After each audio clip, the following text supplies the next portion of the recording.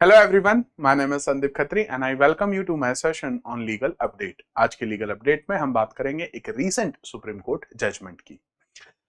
ये supreme court judgement जो है वो है on last scene together theory पे।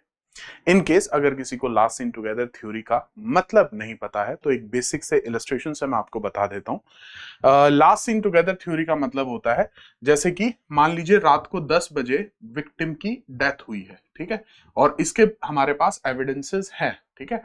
मान लीजिए postmortem report and so on other evidences से ये कंफर्म हो गया है कि भाई जो विक्टिम की डेथ हुई है वो रात को 10 बजे हुई है। अब हमारे पास ऐसे एविडेंसेस हैं कि रात को 9 बजे वो मिस्टर ए के साथ था और 9 से 10 के बीच में, जो कि आपका बन जाता है पूरा 1 घंटा, तो इस 1 आवर में, इस 1 आवर में वो किसी और पर्सन से मिला ही नहीं है। इस तरह का कोई फैक्ट हमारे सामने आया ही नहीं है, ठीक है, और ऐसी कोई संभावनाएं भी नहीं लग रही हैं कि वो किसी और पर्सन से मिला है। तो अब यहां पे लास्ट सीन टुगेदर थ्योरी अगर हम अप्लाई करेंगे तो शक किस पर जाएगा? तो शक की सुई जाएगी मिस्टर ए पर कि भाई मिस्टर ए ने ही जो है वो ऑफेंस कमिट किया है। ये जो आपका कॉन्सेप्ट है ये सर्कमस्टांशियल एविडेंस की कैटेगरी के अंडर आता है।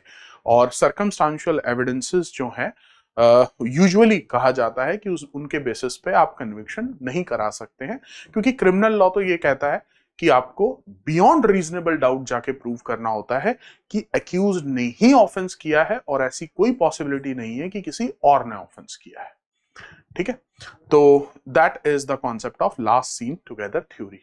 अब आप मुझे बताइए इन द कमेंट्स कि इंडियन एविडेंस एक्ट के कौन से सेक्शन में, और अब अगर हम बात करें तो भारतीय साक्ष्य अधिनियम के कौन से सेक्शन में last scene together theory relevant होती है।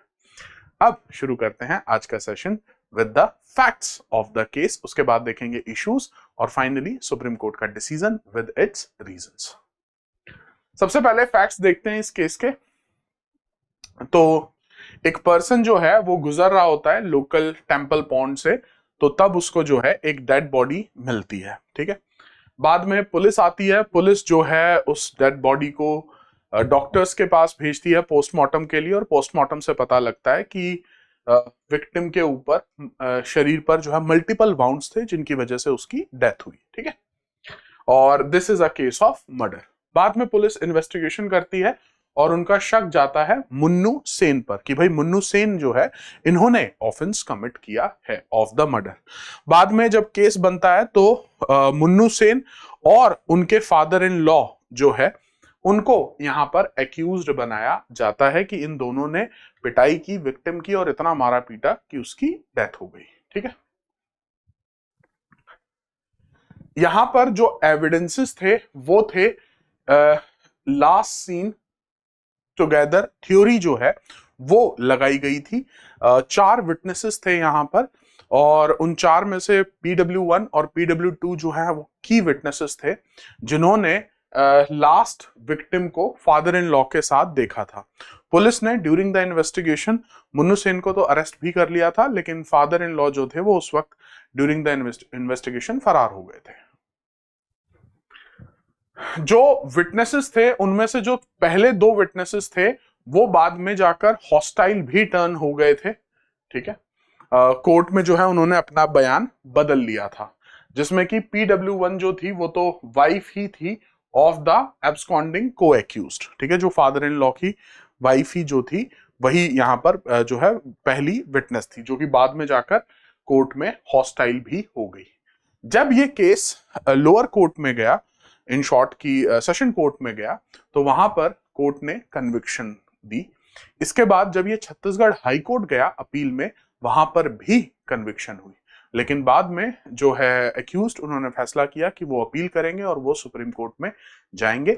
सुप्रीम कोर्ट में जब गए तो उनके सामने जो इश्यूज थे सुप्रीम कोर्ट के सामने वो 2 इश्यूज थे। पहला तो ये कि जो कन्विक्शन फॉर मर्डर है अंडर सेक्शन 302 ऑफ IPC, क्या वो सिर्फ लास्ट सीन टुगेदर थ्योरी के बेसिस पे हो सकती है, जिसमें कि साथ में कोई भी कॉरोबरेटिव एविडेंसेस आपके पास है ही नहीं।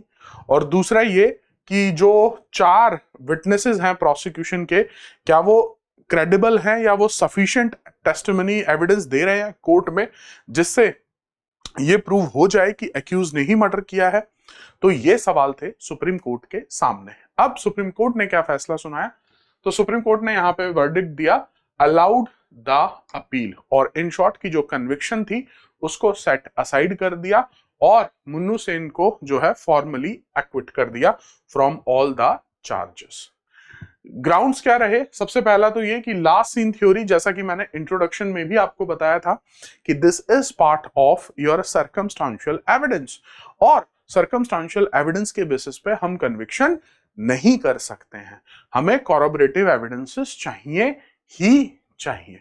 ठीक है, इस पे there is one more landmark judgment of Aarushi Talwar case, काफी पॉपुलर केस है, तो वहां पर भी जो है सिर्फ सर्कमस्टांशियल एविडेंस थे, लास्ट सीन थ्योरी थी जिसके बेसिस पे जो है कन्विक्शन हाई कोर्ट ने की थी, बट बाद में सुप्रीम कोर्ट में वो सेट असाइड हो गया था।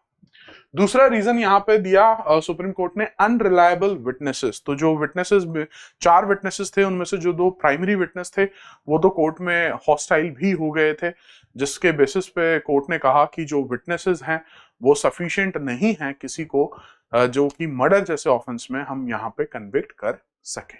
ठीक है, so that was your case. इसे आप ऐड ऑन कर सकते हो अपने नोट्स में when it comes to last scene together theory में, आपका एक रीसेंट जजमेंट ये कवर हो जाएगा। ठीक है, तो इसी तरह की अपडेट्स के लिए जल्दी मिलेंगे नेक्स्ट सेशन में ऑफ लीगल अपडेट।